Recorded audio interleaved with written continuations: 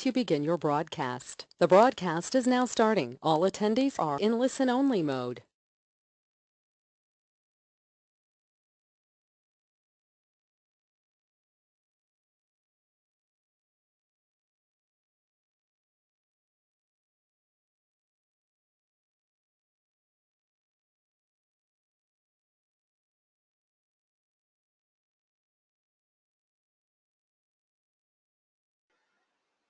Good day, friends and traders. My name is Tian Crick and I'll be your host for today's lesson on equity management.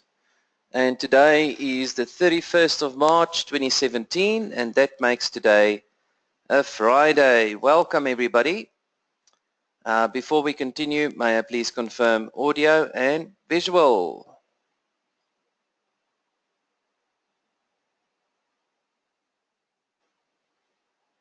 Thank you Dale, thank you Eric, thank you everybody else for joining. Right. I'm going to discuss today risk versus reward, managing risk, stops beyond the A, cancel, replace, and emotional intelligence.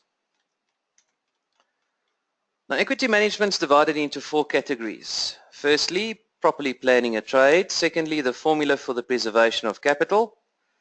The third one is where to place a protective stop to avoid getting stopped out early. The fourth one is the importance of emotional intelligence, the psychology of successful trading, and learning the discipline of not fiddling with your trade. Now, trading rules to obey when placing a buy order. Every buy entry should have two sell exit orders. So if my entry is a buy, my position is long, I am bullish, I can only exit for a loss, which will be a stop order, and I can only exit for a profit, and that will be a limit order. If I'm selling, if I'm bearish, my position is short, I can only buy to exit my trade for a loss, and that will be a stop order, and for a profit, and that will be a limit order. Right, is everybody with me up to this point?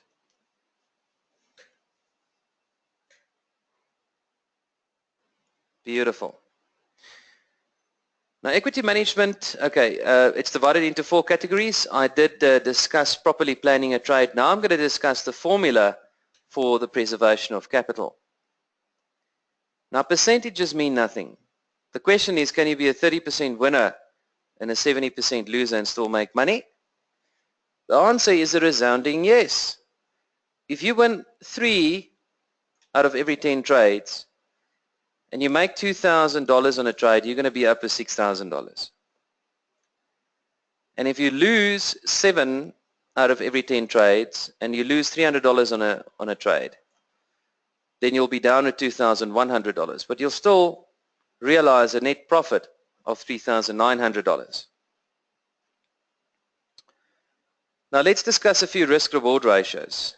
At a minimum, you need to risk $1 to capture $1. This is known as a 1-to-1 risk-reward ratio. With this ratio, you'll need to be right a minimum of 5 times out of 10 to break even. For example, 5 wins at $100 a winning trade will give you $500 profit, while 5 losses at $100 a losing trade will give you a $500 loss. Therefore, you'll be break even. With a 1-to-1 to 1.5 risk-reward ratio, you'll need to be right 4 times out of 10 to break even. So if you make $150 on a winning trade, but you only win 4 trades out of 10, you'll be up with $600. But if you lose 600 or lose 6 trades out of 10 trades, but you lose $100 on a losing trade, you'll be down with $600. So you'll be break even. With a 1-to-2 risk-reward ratio, you'll need to be right 4 times out of 10 to make $200. For example, 4 wins at $200 will give you $800 profit, while 6 losses at $100 a losing trade will give you a $600 loss, but you still net $200 at the end of the day. With a 1-to-3 risk-reward ratio, you'll need to be right 3 times out of 10 to make $200. For example, 3 wins at $300 a winning trade will give you $900, while 7 losses at $100 a losing trade will give you a $700 loss, but you still net $200 at the end of the day. With a 1-to-4 risk-reward ratio, you'll need to be right 2 times out of 10 to break even. For example, 2 wins at $400 a winning trade will give you $800 profit, while 8 losses at $100 a losing trade will give you an $800 loss. But at least you'll be break even. With a 1-to-4 risk-reward ratio, if you write only 30% of the time, and you have 3 wins at $400 a winning trade, you'll make $1,200. And 7 losses at $100 a losing trade will give you a $700 loss. But you still net $500 at the end of the day. Therefore, successful trading is learning to keep your losses small and letting your profits run. Right. Risk versus reward. 1 for 1 means I'm risking 1 pip to make 1 pip. If I have 5 wins out of 10 trades and I make 50 pips on a winning trade, I'll make 250 pips. If I have 5 losses out of 10 trades and I lose 50 pips on a losing trade, I'll be down with 250 pips. Therefore, I'll be break even. 1 for 2, where I'm risking 1 pip to make 2 pips. If I have 4 wins out of 10 trades and I make 100 pips on a winning trade, I'll be up with 400 pips. And if I have 6 losses at a 50 pip loss, then per losing trade, I'll be down with 300 pips. But then I make 100 pips net profit. 1 for 3, and this is my favorite. I like to implement a 3-to-1 risk-reward ratio on my personal trading. So if I have 3 wins out of 10 trades and I make 150 pips on a winning trade, I'm going to be up with 450 pips. And if I have 7 losing trades at a 50 pip loss per losing trade, I'm going to be down 350 pips. But I still make 100 pips at the end of the day. If my strike rate of my strategy is fantastic and I win 50% of my trades, and I still implement a 1 for 3 where I'm risking 1 pip to make 3 pips, then on those 5 winning trades I'm going to make 150 pips, and that will give me 750 pips profit. And if I have 5 losing trades at a 50 pip loss, I'll be down with 250 pips, not 320. That is a typing error. Fact of the matter is, at the end of the day, I'll be up with 500 pips. So can you see, just by making more than what you are losing, you do not have to win all your trades. You can still make pips at the end of the day. Right. Are we all on the same page?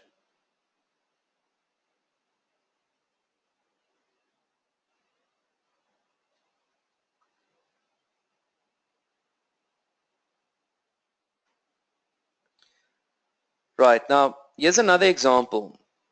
If you win 7 out of every 10 trades, and you implement a 3-to-1 risk-reward ratio, and you make 150 pips on a winning trade, you're going to be up with 1,050 pips. And if you lose only 3 out of that 10 trades, and you lose 50 pips on a losing trade, you're going to be down with 150 pips. But you'll realize a net profit of 900 pips. Absolutely fantastic. Managing your risk.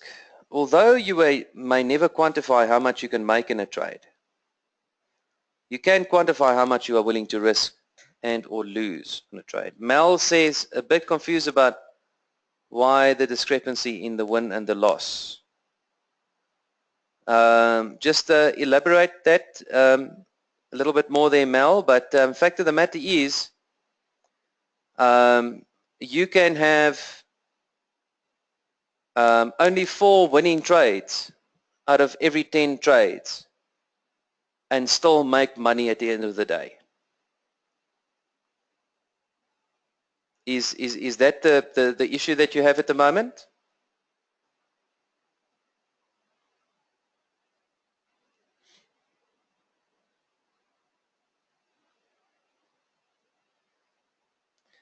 Mel is asking, why do we win more and lose only 50? That was just an example, but let me explain this quickly.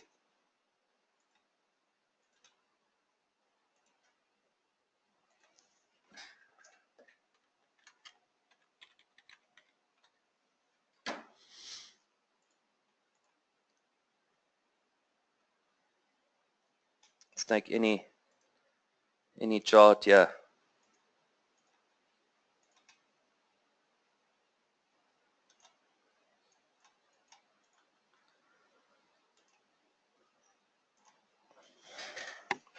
If you implement a 3-to-1 risk reward, it means you risk 1 pip to make 3 pips. Just type a Y or a yes if you are with me up to this point. Right? So if I risk 50 pips on a trade, then I must target 150 pips to stick to the 3-to-1 risk reward.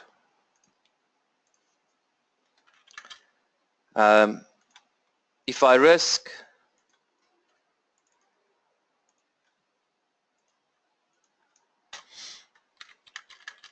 If I risk 60 pips on a trade, then I must target 180 pips, and so on and so on and so on. Does that make sense? Okay, so you don't necessarily have to risk 50 pips on a trade. The big thing here is to implement a 3-to-1 risk reward. Like the trade that I'm currently in on the pound New Zealand dollar. Look at this. I took a sell over there. There's my entry.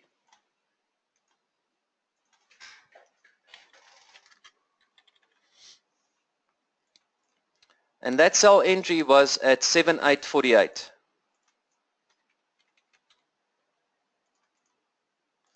My stop is at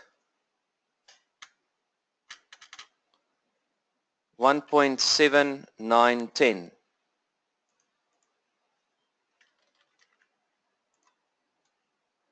My target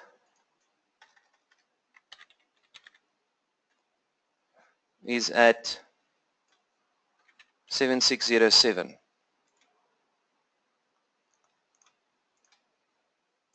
My reward over here is, how many pips is that?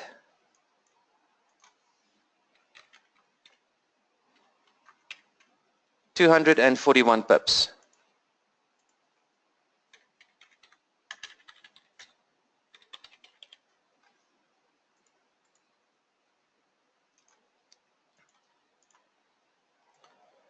My risk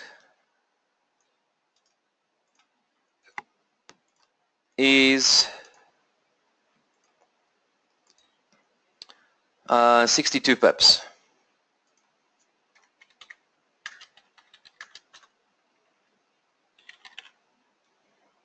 There we go.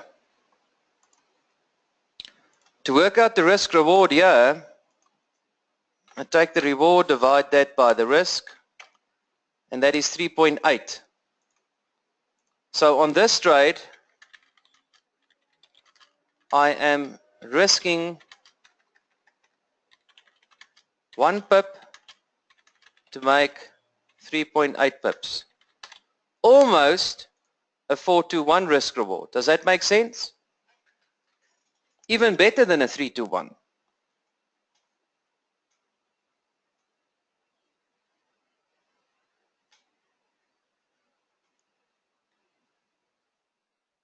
Okay, does that answer your question there, Mel?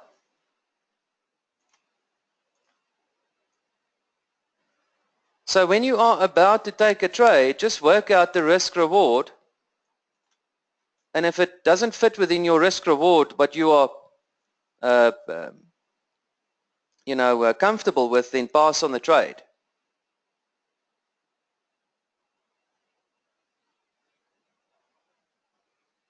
Okay, good stuff, good stuff. Right, let's carry on. Successful traders risk no more than 2 to 5% of their margin account in a single trade. Money managers take average risks of 0.5% to no more than 2% max on a given trade. Individual traders take greater percentage risks than money managers. The important issue is financial survival. The question is, what happens if you go through a streak of losses? Now, if you're trading with standard lots, where each pip roughly equals $10, but you only have $3,000 in your account, and you are risking $500, you're going to be risking 16%. That's overexposure there. If you want to be risking $500, then you're going to have $25,000 in your account in order to risk 2%. If you're trading with a mini lot account where 1 pip equals $1 and you have $1,000 in your account and you are risking $50, you'll be risking 5%, which in my opinion is also overexposing. You know, I don't want to risk more than 2% on a trade. So if you want to be risking 2%, then you're going to have to make sure that you have $2,500 in your account if you are risking $50. Okay, does that make sense?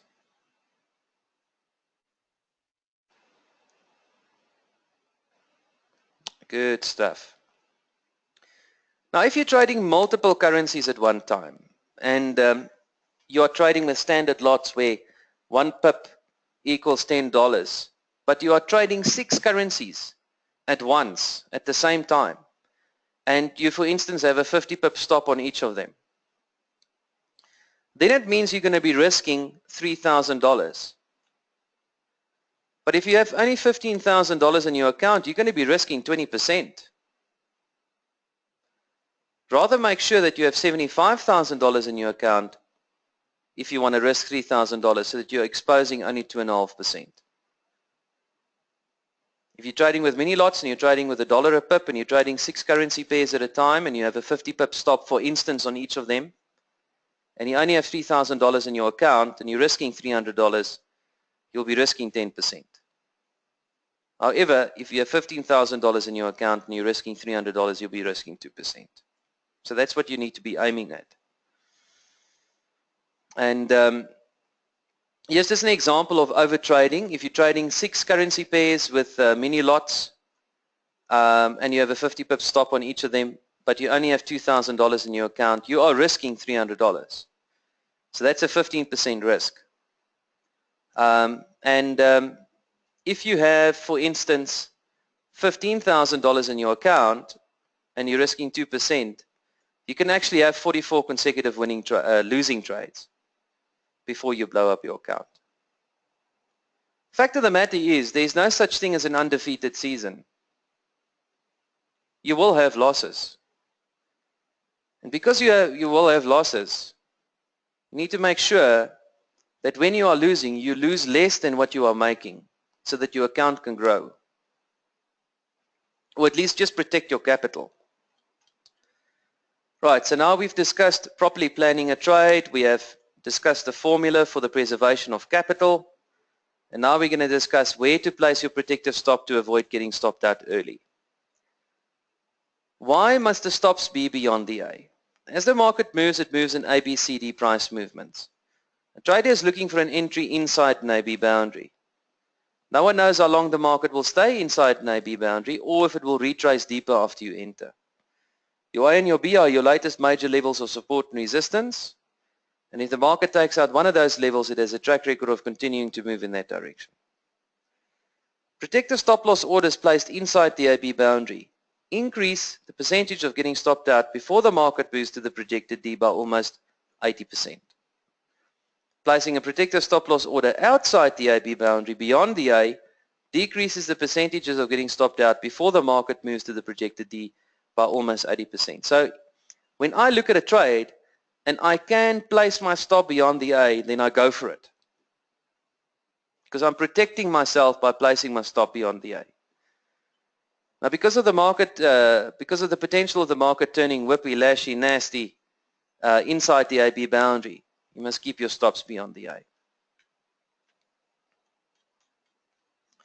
All protective stops must be below the A in an uptrend. 10 to 15 pips on time frames 1 hour and below, 20 to 30 pips on time frames 2 hours and above. The larger the time frame, the larger the stop. So there's your A, B. If you buy inside the AB boundary, place your stop below the A, right? Then you have a lesser chance of the market actually stopping you out at the A. The A and the B are natural levels of support and resistance. Okay. All protective stops must be above the A in a downtrend. 10 to 15 pips on time frames of 1 hour and below. 20 to 30 pips on time frames of 2 hours and above. The larger the time frame, the larger the stop. So there's your down A-B boundary. Place your stop above the A, then you have a lesser chance of the market actually stopping you out.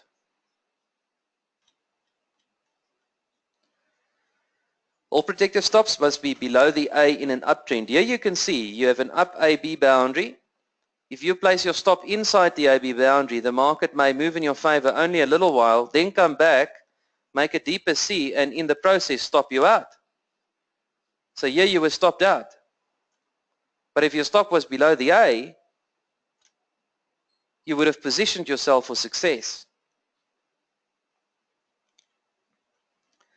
And never trade without a protective stop loss order.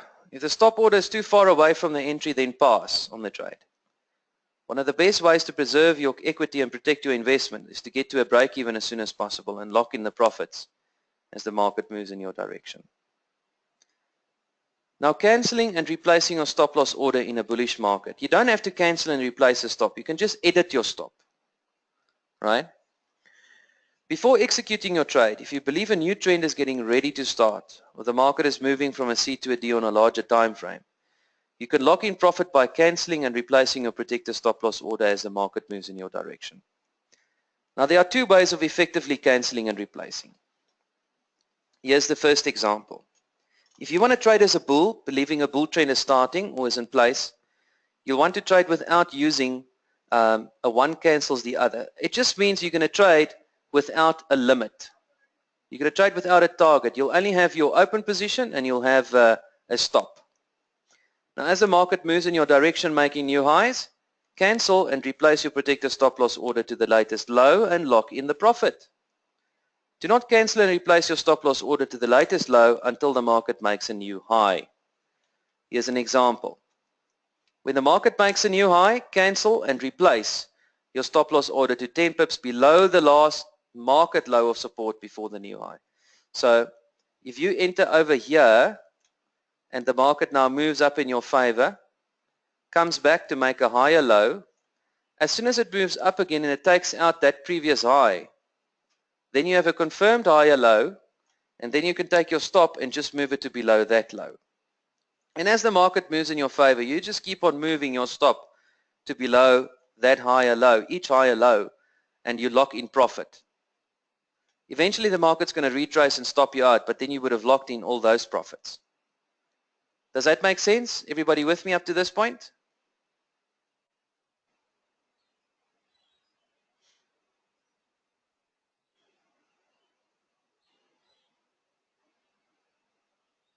Good. Now we get to cancelling and replacing your stop loss order using an uptrend line.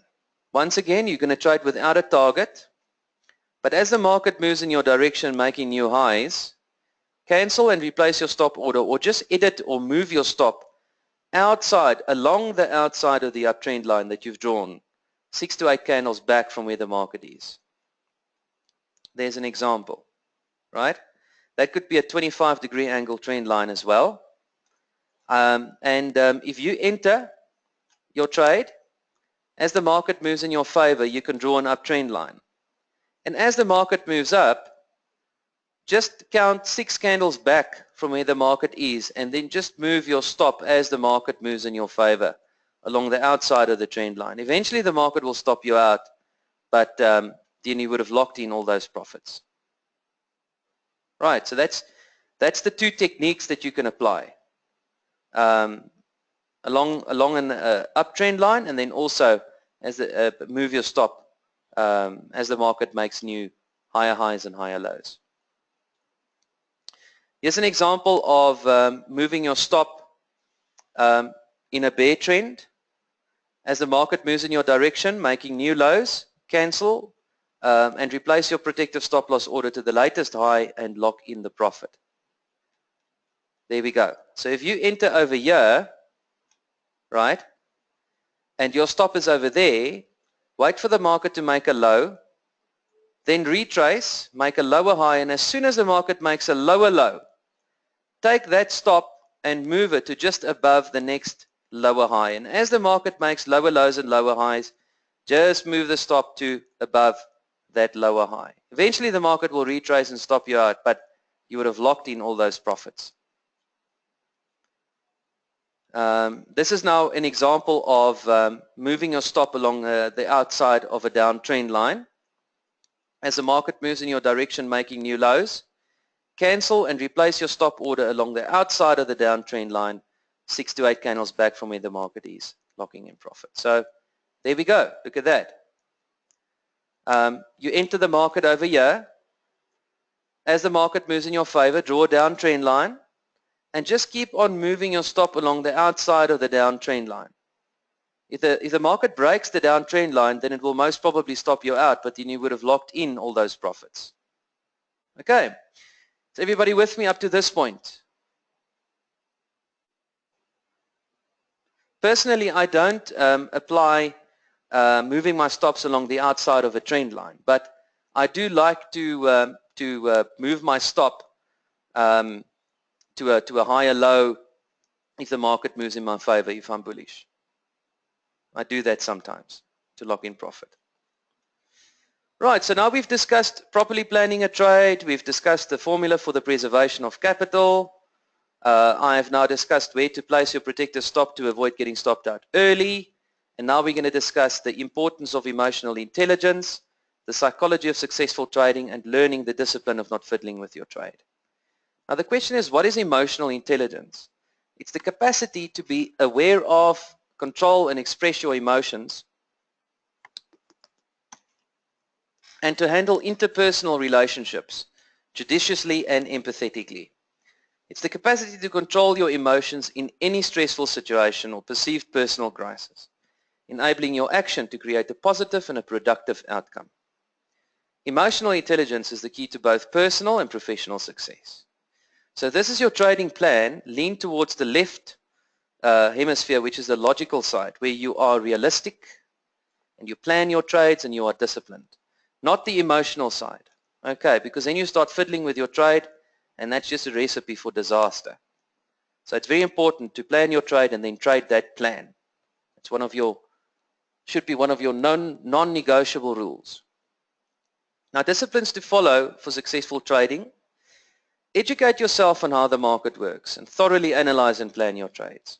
Create a trading plan and trade that plan. Do not deviate from your plan without developing another trading plan. Quantify your potential loss. Don't risk everything on one trade and do not overtrade your account. Remain focused. Do not marry a trade. Be quick to change directions if that's what the chart is telling you. When in doubt, stay out. I do this often. When in doubt, stay out. I'll just stay out if there's no clear direction. A common problem that most traders face is trying to force the market to move in their personal direction. This is a very unsuccessful and devastating strategy. Never try to force the market to do what you want it to do. Recognize how the market is moving and then trade in that direction. Create a trading plan and trade your plan. It's not about what you want. You must learn to want what the market wants and then trade in that direction. Want what the market wants, not what you want. Champion traders win their trades first and then enter the market, while defeated traders enter the market and then seek to win. Now, when to pass on a trade? You should pass on the trade if and when you are tempted to get in for whatever reason. If it requires a stop loss order that doesn't meet your equity management, or if you haven't had the time to make a trading plan that includes an entry, a stop, and a limit. Also, if for any reason you feel uncomfortable.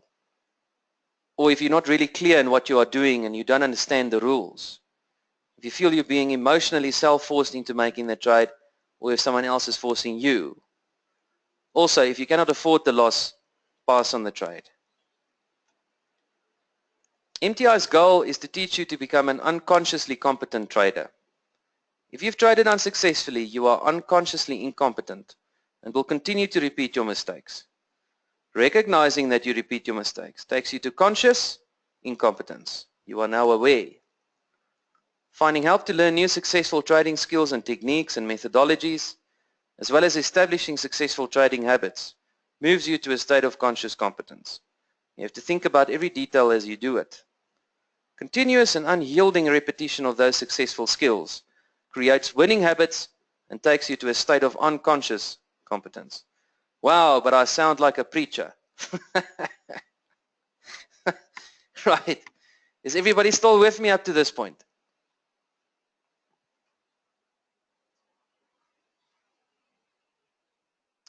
Mel is asking, do you remain in a trade over the weekend? Yes, I do, Mel. I do. I do remain in a trade over the weekend. Dale says amen. Right, now your key to success is the law of attraction. The law of attraction is a name given to the belief that like attracts like, and that by focusing on positive or negative thoughts, one can bring about positive or negative results.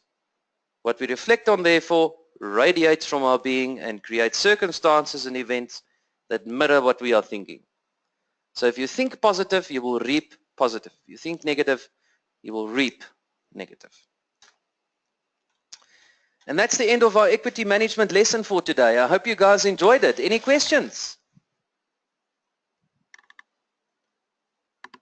Any questions? Did you learn something today?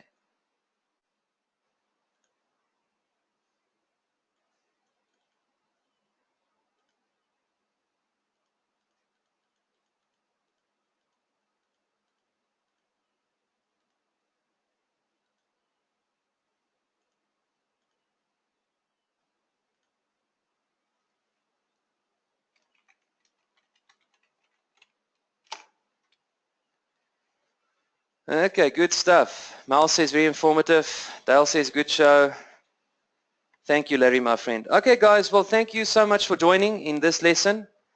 I'll see you guys at the top of the hour, and then we will carry on with the Analyst on Demand. Thank you so much for joining. I'll see you in a jiffy. Cheers.